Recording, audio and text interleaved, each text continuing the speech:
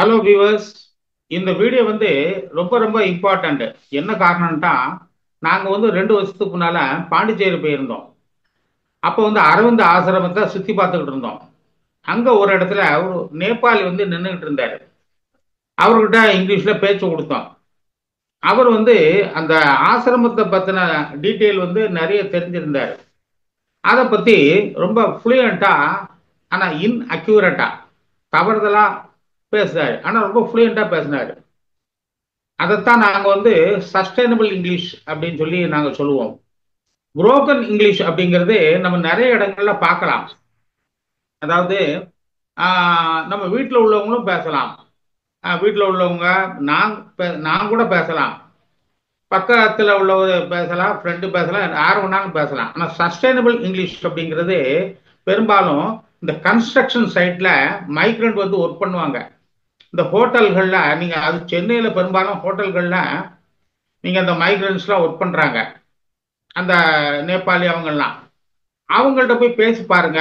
அவங்க அந்த ஹோட்டலில் என்ன பேசணுமோ அதை மட்டும் பேசுவாங்க. மற்றது பேசுகிறாங்களா அப்படிங்கிறது நாங்கள் செக் பண்ணலை. இருந்தாலும் அதுதான் சர்வைவல் இங்கிலீஷ் அல்லது சஸ்டைனபிள் இங்கிலீஷ் அப்படின்னு சொல்கிறோம். இப்போ இதை 4 கேட்டகரியாக நான் பிரிச்சிருக்கேன். இதை டைப் ஒன்று நம்ம பார்க்க போகிறோம். Take any migrant. யாராவது ஒரு மைக்ரண்ட்டை நீங்க எடுத்துக்கிடுங்க. He focuses on survival English. அவர் தான் அந்த இடத்துல வேலை செய்யறதுக்கு, உயிர் வாழ்றதுக்கு என்ன பேசணுமோ அதை மட்டும்தான் அவர் பேசுவார். மற்றதை அவர் தெரிஞ்சு வச்சிருக்கிறதுக்கு வாய்ப்புகள் நிறைய இருக்குது. அவர் என்ன பண்ணுவார்னா, he does not give equal weightage to LSRW, listening, speaking, reading, writing. இந்த 4 நம்ம கொடுத்தாலும் இது ரொம்ப ரொம்ப பேசிக்கான விஷயம், கொடுத்துதான் ஆகணும். பட் அவரு கொடுக்காரா அப்படிங்கிறது இட்ஸ் a கொஸ்டின் மார்க். அவர் என்ன பண்ணுவார்னா, யூஸ் அ சிம்பிள் இங்கிலீஷ். ரொம்ப சிம்பிளா தான் பேசுவாரு. நிறைய அதாவது ஹை சவுண்டிங் வேர்ட்ஸ்லாம் யூஸ் பண்ண மாட்டாரு. இன்டிபேட்டிங் வேர்ட்ஸ்லாம் யூஸ் பண்ண மாட்டாரு. Use a simple English to ensure equal access to information. அவருக்கு தேவை அவருடைய இன்ஃபர்மேஷனை நமக்கு தெரிவிக்கணும், நம்மகிட்ட இன்ஃபர்மேஷனை வாங்கணும், இவ்வளவுதான்.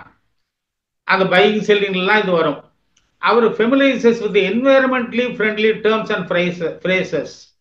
இது அவருக்கு அந்த என்வைரன்மெண்ட்ல என்னென்ன டேர்ம் தேவையோ, இங்கிலீஷ் டேர்ம்ஸ் தேவையோ, என்னென்ன ஃப்ரேசஸ் தேவையோ அதெல்லாம் அவர் தெரிஞ்சு வச்சிருப்பாரு. மொத்தத்துல migrant is aware of the culture.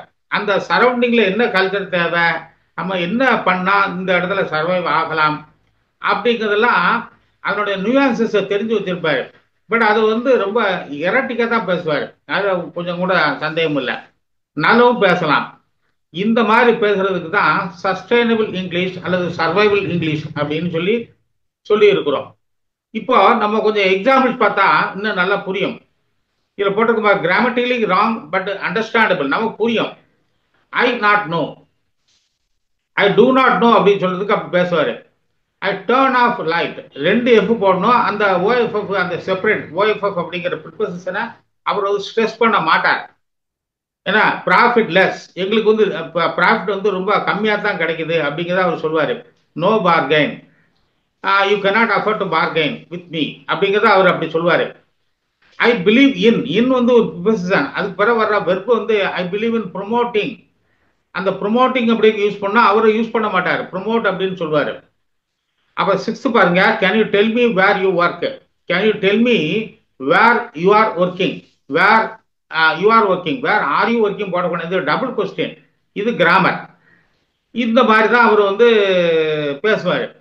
இதைத்தான் நாங்கள் சஸ்டைனபிள் இங்கிலீஷ் அல்லது சர்வைவல் இங்கிலீஷ் அப்படின்னு சொல்றோம். இது மேக்சிமம் கிராமர் அவர் பார்க்கவே மாட்டார். கிராமர்ல 2 டைப் உண்டு, பிரிஸ்கிரிப்டிவ் கிராமர், டிஸ்கிரிப்டிவ் கிராமர் அப்படின்னு சொல்லி. அதை பத்தி விரிவா இன்னொரு வீடியோல நாங்க சொல்லலாம்னு இருக்கிறோம். இதைத்தான் சஸ்டைனபிள் இங்கிலீஷ் அப்படின்னு சொல்றோம். அப்புறம் இந்த சைலண்ட் இங்கிலீஷ். சைலண்ட் இங்கிலீஷ் அப்படின்னா என்னன்னா, தெர் ஆர் அன்ஸ்போக்கன் ரூல்ஸ். ரூல்ஸே கிடையாது இதுக்கு. என்ன ரூலு கிடையாது. ஒரு குழந்தை படுத்திருக்குன்னு வைங்களேன். Suppose call a lying child on its back, அது மல்லாக்க படுத்திருக்கு. அதனுடைய பேர் விட்டுருப்பீங்க 1 இயர் ஆனா.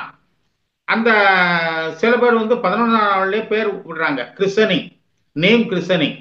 அந்த பேரை சொல்லி அல்லது அல்ல செல்லம் தங்கமே அப்படின்னு ஏதாவது சொல்றீங்க அன்பா. அப்ப அந்த குழந்தை என்ன பண்ணும்? It turns left, right, nods, தலை அசைக்கும், ஆர் ஸ்மைல்ஸ். நாடு வந்து பாசிட்டிவ், ஷேக் அப்படிங்கிறது நெகட்டிவ். ஸ்மைல் பண்ணும். இது வந்து அந்த நீங்க அந்த குழந்தைகளை அப்சர்வ் பண்ணீங்கன்னா, நல்லா அப்சர்வ் பண்ணீங்கன்னா பார்க்கலாம். இதைத்தான் நாங்க சைலண்ட் இங்கிலீஷ் அப்படின்னு நாங்க சொல்றோம். இன்னும் பார்க்கலாம் சைலண்ட் இங்கிலீஷை பத்தி. பாருங்க, அந்த குழந்தை என்ன பண்ணுது? அப்படிங்குது. இது வந்து ஒரு அதுக்கு வந்து பெரிய வார்த்தை. நமக்கு நமக்கு நம்ம என்ன நினைக்கிறோம்? ஒரு சின்ன வார்த்தை அப்படின்னு நினைக்கிறோம். கிடையாது. It's a small word, gesture, but it goes beyond words. அப்படின்ன உடனே சரிதான், எஸ் அப்படின்னு சொல்லுது. யா, OEAH, யா அப்படின்னு வந்து சொல்லுது. அது தன்னுடைய எக்ஸ்பிரஷனை வந்து இந்த அப்படிங்கிற ஒரு சின்ன இதனால அது வந்து எக்ஸ்பிரஸ் பண்ணுது. இன்னொரு ஒரு சிச்சுவேஷன் பாருங்க. ஃபாலன் பேபி, ஒரு குழந்தை வந்து விழுந்துட்டு அது வந்து தன்னை அழ ஆரம்பிச்சிடும். இல்லைன்னா பின்னால் அங்கே இங்கும் சுற்றி பார்க்கும். ஒருத்தரும் இல்லைன்னா தட்டி விட்டு போயிடும்.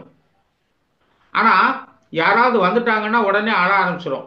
அது என்ன பண்ணும் பாருங்க? அது வந்து க்ரை பண்ணும், ஷவுட் பண்ணும், எல் பண்ணும். இந்த மாதிரி நிறைய அது பண்ணும். ஐயை வந்து ரோல் பண்ணும். ஃபேஷியல் எக்ஸ்பிரஷன்ஸ், எனக்கு அடிபட்டுட்டு அப்படிங்கிற ஃபேஷியல் எக்ஸ்பிரஷன்ஸ் மூலமா காட்டும். இதுக்கு நீங்க மைத்தாலஜில அபிமன்யு இருக்கார் இல்லையா?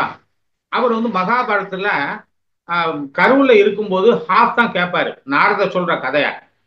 அப்போ அதனால சக்கரவீகாவை அவர் வந்து பிரேக் பண்ணிட்டு உள்ள போயிடுவார். பட் வெளியே வர முடியாது. கௌரவர்கள் அபிமன்யுவை கொன்றுவாங்க. அப்போ நம்ம வந்து எதை லிசன் பண்றதா இருந்தாலும் கம்ப்ளீட்டா லிசன் பண்ணணும் அப்படிங்கிறத அந்த குழந்தை வந்து நமக்கு சொல்லி கொடுக்குது. ஆனா எல்லா நார்மலா சில்ட்ரன் லிசன்ஸ் அட்டன்டிவ்லி, ரொம்ப அட்டன்டிவா வந்து கேட்கும் அப்படிங்கிறது நமக்கு நல்லா தெரியும். ஃபுல்லா கேட்டுட்டு தான் அது வந்து உச்சி கொட்டும். இந்த மாதிரி ஏதாவது ஒன்று பண்ணணும்னு வைங்களேன். அது மட்டும் இல்ல, அதை ரெஸ்பாண்ட் அப்ராப்ரேட்லி. அதுக்கு என்ன ரெஸ்பான்ஸ் கொடுக்கணும்? கண்ணை உருட்டணுமா, திருப்பி நிற்கணுமா அப்படின்னு நான் மேலே சொன்ன மாதிரி இவ்வளவும் பண்ணும் அந்த குழந்தை. இதை சைலண்ட் இங்கிலீஷ் அப்படின்னு வந்து பேர் கொடுத்து உங்களுக்கு நாங்கள் தெரிவிக்கிறோம். அடுத்தது ஒன்று பார்க்க போறோம் பாருங்க. Immersive English. இந்த இங்கிலீஷ் வந்து அடல்ட் ஆகிய நம்ம வந்து இதை ஃபாலோ பண்ணலாம். It refers to surrounding one self with English language to improve proficiency and fluency. நம்ம ரொம்ப ஃப்ளூயண்டா பேசுறதுக்கு நிறைய ஆட்கள் கூட பழகிறதையும், நம்ம யார் கூட பழகணும்? இங்கிலீஷ் நோயிங் பீப்புளோட பழகணும். இல்லைன்னா இங்கிலீஷ் லாங்குவேஜ வந்து நம்ம சுற்றி சரௌண்டிங் வச்சுக்கிடணும். இல்லைன்னா நம்ம வந்து அந்த சரௌண்டிங்கை உருவாக்கணும். இப்படி இந்த மாதிரியான சில விஷயங்கள் இந்த இம்மர்சிவ் இங்கிலீஷில் வரும். இதில் என்ன அப்படின்னா, இந்த இதில் ப்ரொஃபிஷியன்சி ஃப்ளூயன்சி வர்றதுக்கு நம்ம என்ன பண்ணணும்? வே ஃபார்வேர்டு ஸ்டெப்ஸ் என்ன எடுக்கணும் அப்படிங்கிறத வே ஃபார்வேர்டு.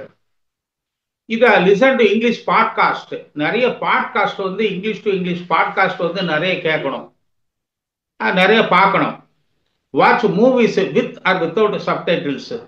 நான் அடிக்கடி சொல்லக்கூடிய விஷயம், முதல்ல வந்து சப்டைட்டில்ஸோட பார்க்கணும். அப்புறம் கொஞ்சம் கொஞ்சமாக வந்து அதுலேருந்து விலகி வித்தவுட் சப்டைட்டில்ஸ் நமக்கு புரியும். எக்கச்சக்கம் வந்து சேனல் இருக்குது, இங்கிலீஷ் சேனல்ஸ். அப்புறம் read books, newspapers, magazines. நியூஸ் பேப்பர்ஸுக்கு மேகசைன்ஸுக்கு என்ன வித்தியாசம்னா, newspapers give insights, magazines offer us strategies அப்படிங்கிற பேசிக் ஐடியாவை புரிஞ்சுக்கிட்டு books, newspapers, fictions, stories இந்த மாதிரி நிறைய வாசிக்கணும். அப்புறம் இன்டராக்ட், இது ரொம்ப முக்கியம். இன்டராக்ட்னா இங்கிலீஷ் தெரிஞ்சவங்கள்ட்ட போய் ஒரு நிமிஷம் 2 நிமிஷம் நமக்கு தெரிஞ்ச இங்கிலீஷில் ஈவன் வந்து தப்பாக கூட இருக்கலாம், அதை வந்து கொஞ்சம் இன்டராக்ட் பண்ணணும். இன்டராக்ட் பண்ணும்போது நம்ம லவுடாக தான் இன்டராக்ட் பண்ண முடியும், பாடி லாங்குவேஜை பயன்படுத்தினாலுமே. அப்போ அந்த மாதிரி வந்து பண்ணக்கூடிய ஒரு சூழ்நிலை நமக்கு நம்ம உருவாக்கிக்கிடணும். அப்புறம் ரொம்ப முக்கியம் பாருங்க, follow TFR method. TFR method அப்படின்னா என்ன அர்த்தம்னா, டோட்டல் பிசிக்கல் ரெஸ்பான்ஸ். பாடி லாங்குவேஜையும் நம்ம வந்து பாடி லாங்குவேஜ் மூலமா நமக்கு என்ன வேணும் அப்படிங்கிறத நம்ம வந்து தெரியப்படுத்துறோம். அவருமே நம்மகிட்ட பேசக்கூடிய அவருமே அதை தெரியப்படுத்துறாரு. இந்த மாதிரியான விஷயங்கள் இது வந்து இம்மர்சிவ் இங்கிலீஷ்ல கிடைக்கும். இப்போ டைப்பு 4 நம்ம பார்க்க போறோம் பாருங்க. டைப் 4 வந்து புரோக்கன் இங்கிலீஷ். இது மைக்ரண்டும் பேசலாம், நானும் பேசலாம், யார் வேணாலும் பேசலாம். இந்த மாதிரி இது வந்து ஒரு ஃபார்மல் லாங்குவேஜ் இல்ல. ஃபார்மல் இன்ஃபார்மல் ரெண்டு உண்டுங்க. இப்போ இலீட் லாங்குவேஜ்னு ஒன்று உண்டு. I have been to Bombay, I have gone to Bombay, my friend has gone to Bombay, my friend has been to Bombay அப்படின்னு சொல்லலாம். ஹஸ் பீன் டு சென்னை அப்படின்னு சொல்லலாம். வென் டு சென்னை சொல்லலாம், அல்லது வென் டு பாம்பேயும் சொல்லலாம். அது வந்து ப்ராப்பரா அந்த கிராமரை பயன்படுத்தி சொல்றது தான் ஃபார்மல். அது வந்து நம்ம வந்து எங்க பயன்படுத்துவோம்னா மீட்டிங் இந்த மாதிரி இடங்கள்ல நம்ம பயன்படுத்துவோம் ஃபார்மலா. இப்படி இன்ஃபார்மல் நம்மளோட ஃபேமிலி மெம்பர்ஸ், ஃப்ரெண்ட்ஸு, இந்த மாதிரி ஆட்கள்கிட்ட நம்ம பேசுவோம் இன்ஃபார்மல் இங்கிலீஷ். ஸோ இது ஃபார்மல் இங்கிலீஷ் இல்லை அப்படிங்கிறது நம்ம முதல்ல புரிஞ்சுக்கிட்டோம். அது புரோக்கன் இங்கிலீஷ். இதுல என்ன நடக்கும் அப்படின்னா, பாருங்க, ஐ went to store yesterday. Yesterday அப்படிங்கிற ஒரு அட்வர்ப் வந்திருக்குது. ஐ went to the store yesterday அப்படின்னு சொல்லணும். ஆனா ஐ கோ ஸ்டோர் எஸ்டர்டே போதுங்க, நமக்கு புரியுது இல்லை, அண்டர்ஸ்டாண்ட் ஆகுது இல்லை, அவ்வளவுதான். அப்புறம் வந்து I like to eat apple. நான் வந்து எதை ஸ்ட்ரெஸ் பண்ணலைன்னா, எதை வந்து சொல்லலைன்னா, அதாவது நீங்க கிராம் மிஸ்டேக்ஸ் போடணும் அப்படின்னு நான் சொல்லலை.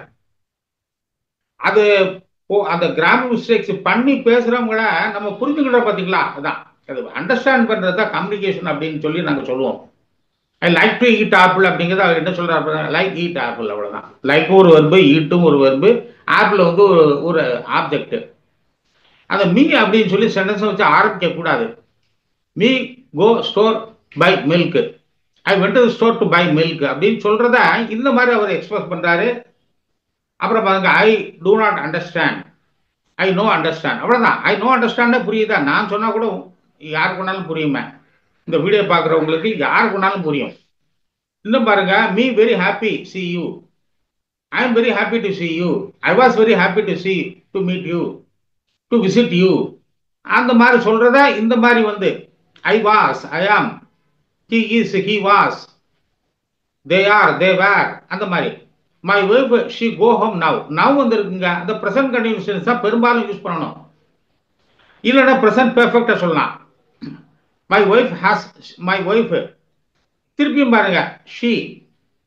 அது வந்து அவர் வந்து தெரியாம அந்த ப்ரோனவுனா ரிப்பீட் பண்றாரு.